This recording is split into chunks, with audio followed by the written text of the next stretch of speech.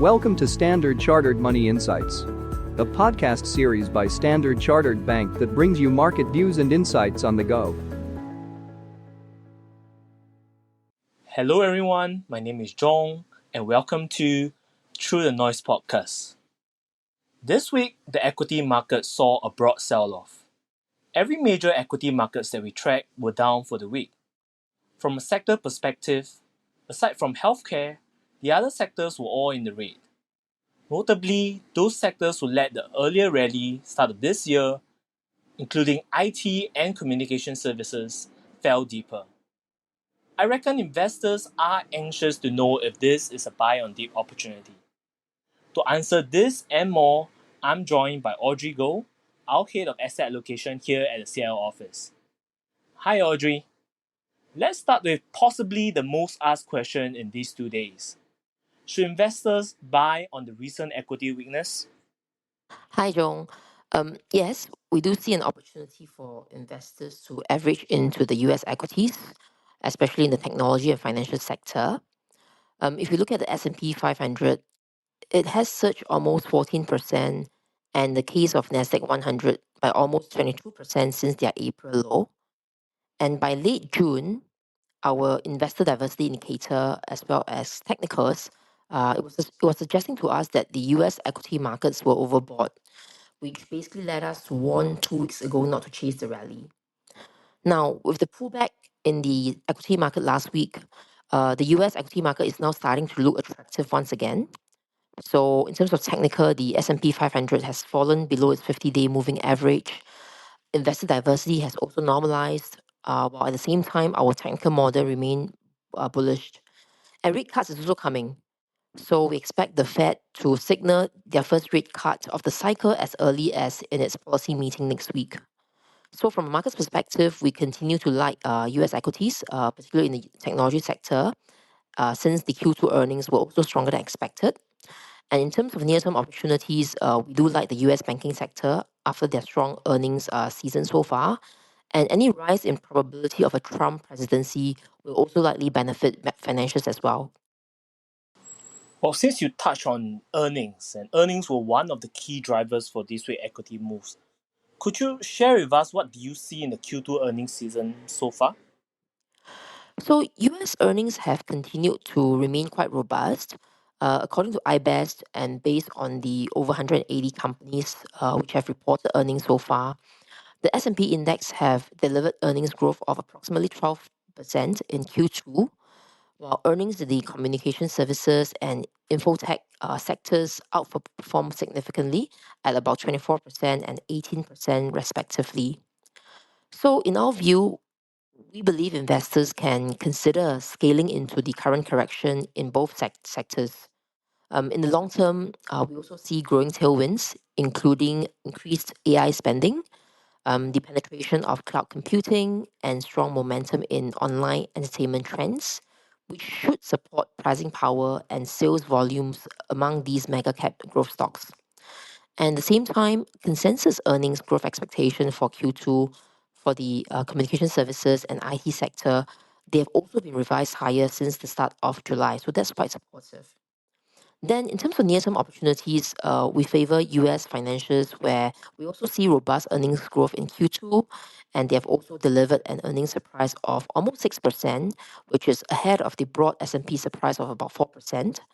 And the sector is also a potential beneficiary if Donald Trump, who is a strong advocate of financial sector deregulation, wins the US presidential election this year. Let's move to China. China government bond yields and equities fell following surprise rate cuts from the PBOC. What are your thoughts on it, Audrey?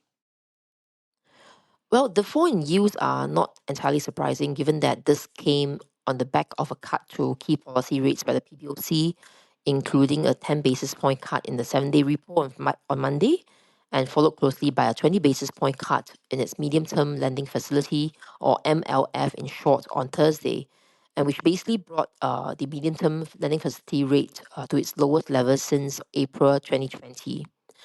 And as a result of that, we have basically seen China government bond yield curve steepened, with the 10-year China government bond yield edging towards a historical low of about 2.2%, which was last seen at the end of June. And we believe that the PBOC will continue to guide yield curve steepening, and recent policies, including reducing the collateral requirements for MLF to encourage long bond selling in the secondary market, should also supplement the bond borrowing scheme which was launched 2 weeks ago. And looking ahead, we believe that any policy adjustments are likely to be quite gradual. So onshore yields are likely to remain anchored, and therefore creating a favorable interest rate differential backdrop for offshore bonds. So we continue to retain our tactical buy rating on China US dollar bonds. And the case for equities, data continue to suggest that onshore demand remains quite lackluster. And at the same time, investors were left pretty disappointed by the outcome of the third plenum near term as well. So from a short term perspective, we remain neutral on China equities for now, and we'll watch for developments in the upcoming Politburo meeting. The other notable market event this week was India annual budget. And in fact, this was the first key policy announcement of the recently elected government. How does it affect the local equities and bonds?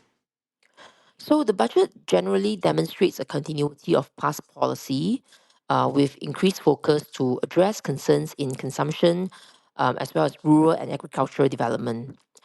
For equity investors, there was quite a surprise in terms of the hike in the long-term and short-term capital gain tax, which was raised to 12.5% from 10% and 20% versus 15% respectively. And at the same time, indexation benefits were also withdrawn from all asset classes. And therefore, we have seen the immediate response by equity markets was pretty negative. The good news is the government largely stuck to its path of fiscal consolidation. So if you look at the fiscal deficit projections for 2025, it was revised lower to 4.9% of GDP compared to 5.1% in the interim budget. And there is further commitment to also bring down the deficit to 4.5% by 2026 and even lower government debt over the medium term.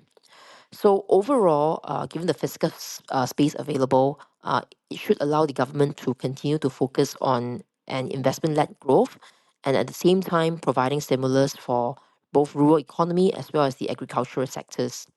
And some of the key measures in the budget basically focus on increasing social welfare spending, continued focus on investment-led growth, as well as the acknowledgement in terms of the need for reform. So our view is continued broad-based economic growth in India should help sustain the strong earnings momentum that we have seen so far, as well as the superior ROE, which really largely supports our preference for India large cap equities. And valuation today is also more reasonable now compared to their earlier highs. And from a bond market perspective, our view is a rating upgrade is probably not imminent. But having said that, the reduced fiscal deficit target is positive for local currency government bonds. And we expect bond yields to fall over the next 12 months amidst lower government borrowing, as well as inflows from foreign index tracking. So coupled with their attractive yield premium versus its emerging market peers, we continue to maintain our opportunistic buy rating on India local currency government bonds. Thanks, Audrey. The key takeaways for me are: firstly, we still see an opportunity to average into US equity, especially in the technology sector. We also see near-term opportunities in the US banking subsector after the strong Q2 earnings. And lastly, sustained government capital expenditure is likely to fuel India's robust earnings growth, therefore driving the further outperformance of large cap equities. Of course, fiscal consolidation is positive for the local currency government bonds. That's all the time we have for today. Thank you for tuning in to this week's podcast. Have a good weekend ahead. Cheers. Thank you for listening to Standard Chartered Money Insights, a podcast series by Standard Chartered Bank. For more details, visit Market Views on the Go on our website or click the link in the description.